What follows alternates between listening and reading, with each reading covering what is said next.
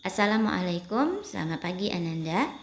Kali ini kita akan membahas soal-soal IPA kelas 6 tema 1 untuk persiapan ujian semester 1. Soal yang pertama, perhatikan gambar di bawah ini. Bagian bunga yang ditunjuk tanda panah adalah A. Kepala putik, B. Serbuk sari, C. Mahkota bunga, D. Kelopak bunga.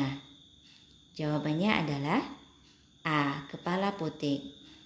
Kepala putik adalah bagian dari putik, di mana putik itu adalah alat reproduksi bunga betina. Kemudian serbuk sari adalah sel kelamin jantan pada bunga. Mahkota bunga, bagian yang tercantik pada sebuah bunga yang berfungsi untuk menarik perhatian serangga agar nantinya membantu penyerbukan. Kalau kelopak bunga berfungsi untuk melindungi bunga saat masih kuncup.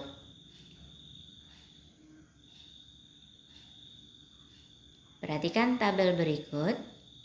Ada beberapa tumbuhan seperti pisang, bawang merah, tebu, dan tumbuhan cocor bebek. Tumbuhan yang berkembang biak secara vegetatif alami dengan cara bertunas ditunjukkan oleh nomor 1 dan 3, yaitu pisang dan tebu. Bawang merah berkembang biak dengan umbi lapis. Umbi adalah bagian yang menggembung pada tumbuhan, yang menggembung di dalam tanah, yang berfungsi sebagai penyimpan cadangan makanan. Umbi itu ada 3 macam, ada umbi batang, contohnya kentang dan ketela rambat. Umbi akar, contohnya wortel, singkong, dan lobak. Kemudian umbi lapis, contohnya bawang merah, bawang putih, dan bawang bombay. Tumbuhan cocor bebek berkembang biak secara vegetatif alami dengan cara tunas adventif. Nah, contoh perkembangbiakan secara vegetatif alami pada tumbuhan yang lainnya ada namanya dengan cara rizoma atau akar tinggal, kemudian ada geragih atau stolon, kemudian ada dengan spora. Soal berikut, apa yang bisa kita lakukan untuk menjaga kelestarian hewan dan tumbuhan langka? A. Mengekspor gading gajah dengan harga yang tinggi. B. Membuat benda seni dari kulit harimau. C. Memelihara tumbuhan langka yang ada di sekitar kita. D. Mencabut bunga edelweiss saat mendaki ke gunung berapi. Jawabannya adalah C. Memelihara tumbuhan langka yang ada di sekitar kita. Nah, hewan dan tumbuhan langka yang ada di negara kita memang harusnya dilestarikan. Tujuannya agar hewan dan tumbuhan tersebut tidak punah. Kalau dia punah, berarti dia tidak ada lagi keberadaannya di permukaan bumi. Usaha-usaha yang sudah dilakukan oleh pemerintah agar menjaga kelestarian hewan dan tumbuhan langka, yaitu dengan mendirikan Suaka Marga Satwa, Cagar Alam, dan Taman Nasional. Dan kita sebagai warga negara juga harusnya ikut berperan untuk melestarikan hewan dan tumbuhan langka. Rasya merupakan siswi kelas 6 SD Harapan Sehat. Selama pembelajaran jarak jauh, Rasya mendapat tugas keterampilan tema 1 untuk mengembangbiakkan tumbuhan jagung atau padi. Bagian tumbuhan tersebut yang akan ditanam oleh Rasya adalah A. Daun, B. Biji, C. Akar, D. Dahan. Jawabannya adalah biji. Tumbuhan padi dan jagung berkembang biak secara generatif atau secara kawin. Perkembangbiakan ini diawali dengan terjadinya penyerbukan dan menghasilkan biji sebagai calon individu baru.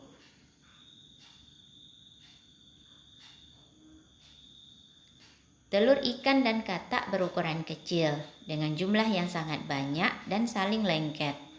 Untuk menetas, telur-telur itu tidak perlu diarami. Berdasarkan ciri-ciri telurnya, ikan dan katak melakukan pembuahan A. Di dalam tubuh induk betina, B. Di dalam tubuh induk jantan, C. Internal. D. Eksternal. Jawabannya adalah pembuahan eksternal. Ikan dan katak melakukan pembuahan eksternal atau pembuahan yang terjadi di luar tubuh induk. Satu lagi ada namanya pembuahan internal. Pembuahan internal artinya pembuahan yang terjadi di dalam tubuh induk betina. Ciri-ciri telurnya, ukuran telur biasanya agak lebih besar, bercangkang keras, dan perlu dierami. Contohnya ayam, burung, buaya. Itu adalah hewan-hewan yang melakukan pembuahan internal. Baik, soal berikutnya. Kelompok hewan yang berkembang biak dengan cara ovovivipar atau bertelur melahirkan adalah A. Sapi, gajah, dan paus. B. Katak, ayam, dan cicak. C. Ular, kadal, dan bunglon. D. Amuba dan paramecium. Jawabannya adalah ular, kadal, dan bunglon. Kalau sapi, gajah, dan paus termasuk hewan mamalia yang berkembang biak dengan cara vivipar atau melahirkan. Katak, ayam, dan cicak berkembang biak dengan ovipar atau bertelur. Sementara amuba dan paramecium berkembang biak secara vegetatif, yaitu dengan cara membelah diri. Perhatikan gambar di bawah ini. Berdasarkan ciri-ciri yang terlihat, hewan pada gambar berkembang biak dengan cara A. Ovipar, B. Vivipar, C. Ovovivipar, D. Ovivipar. Nah, perhatikan ciri-ciri yang terlihat.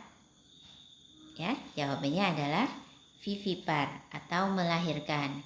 Ciri-ciri yang terlihat di sini maksudnya adalah memiliki daun telinga, tubuhnya ditutupi oleh rambut, punya kelenjar susu yang nantinya digunakan untuk menyusui anak, dan punya rahim. Ini adalah ciri-ciri yang dimiliki oleh hewan yang berkembang biak secara vivipar atau melahirkan.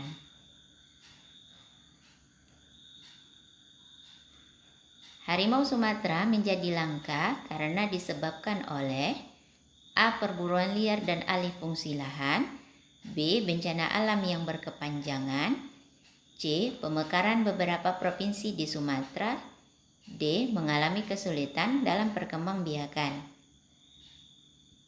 Jawabannya adalah A. Perburuan liar dan alih fungsi lahan.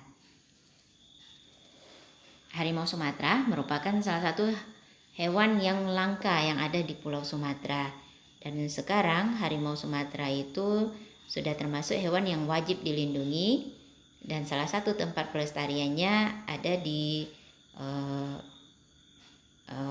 Suaka Marga Satwa yang ada di Gunung Leuser, Provinsi Aceh.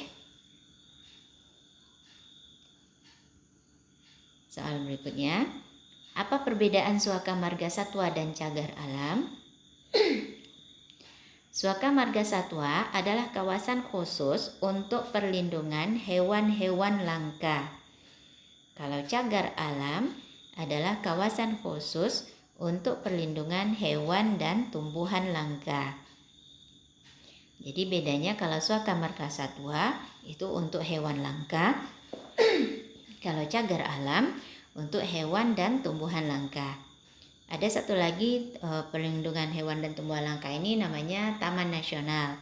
Kalau Taman Nasional itu adalah tempat perlindungan hewan dan tumbuhan langka yang juga bisa dijadikan sebagai tempat pendidikan, pusat penelitian, dan objek wisata. Salah satu contohnya adalah di Taman Safari Jakarta. Biji hasil perkembangbiakan secara generatif pada tumbuhan padi dan jagung dimanfaatkan manusia sebagai bahan makanan. Ya, jadi umumnya warga negara di Indonesia menggunakan padi dan jagung sebagai makanan pokok, sebagai sumber karbohidrat. Tumbuhan yang lain yang dimanfaatkan oleh manusia juga ada kayu jati, meranti, dan rotan yang digunakan sebagai bahan bangunan. Kemudian ada kunyit, daun suji, dan ubi ungu sebagai pewarna makanan. Buah mengkudu, jahe, dan daun jambu biji untuk obat-obatan.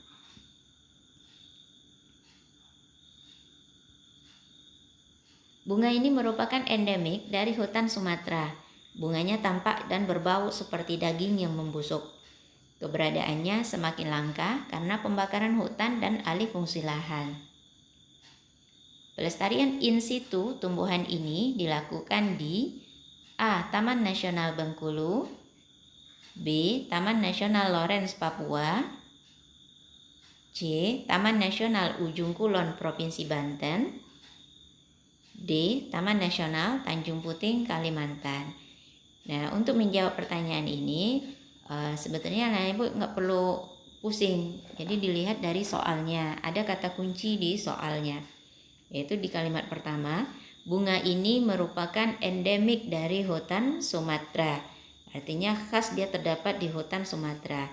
Berarti dia kalau pelestarian in situ adalah pelestarian yang dilakukan di habitat aslinya. Berarti memang harus dilakukan di Sumatera. Berarti jawabannya adalah A. Taman Nasional Bengkulu. Karena Provinsi Bengkulu terletak di Pulau Sumatera. Perhatikan tabel ini. Pasangan nama hewan langka dan cara berkembang biaknya yang benar ditunjukkan oleh nomor. Perhatikan tabel. Badak Jawa cara berkembang biaknya dengan vivipar. Ini benar. Komodo dengan vivipar salah, karena komodo berkembang biak harusnya dengan ovipar. Harimau Sumatera harusnya secara vivipar.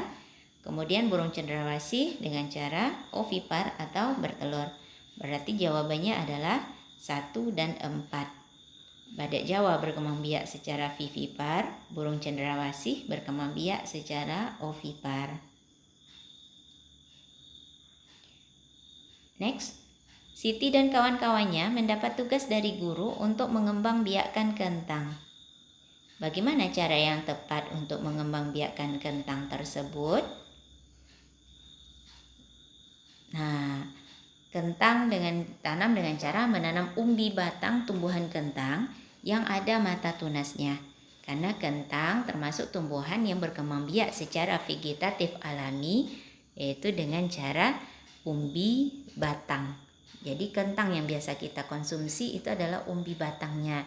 Dan jika kita mau tanam, cukup kita ambil satu buah kentang itu, atau dipotong juga boleh. Yang penting setiap potongannya itu ada mata tunasnya. Karena mata tunas itulah nanti tempat tumbuhnya calon individu baru. Soal berikut. Jika embrio hewan tumbuh di dalam telur bercangkang di luar tubuh induk betina, maka hewan tersebut berkembang biak dengan cara ovipar atau bertelur. Ya. Nah, kalau dia berkembang biak secara ovovivipar, embrionya tumbuh dan berkembang di dalam telur di dalam tubuh induk betina. Jadi telurnya tidak dikeluarkan oleh induk betina tapi tetap ada di dalam tubuh induk betina. Nah, ketika individu baru sudah terbentuk, cangkang telur pecah, kemudian keluarlah anak dari tubuh induk betina. Itulah yang dikenal dengan istilah ovovivipar atau bertelur melahirkan. Contohnya terjadi pada sebagian ular dan kadal. Kemudian perkembangbiakan dengan vivipar, embrio tumbuh di dalam rahim induk betina.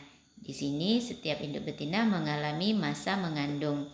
Dan ternyata masa mengandung setiap hewan itu berbeda-beda.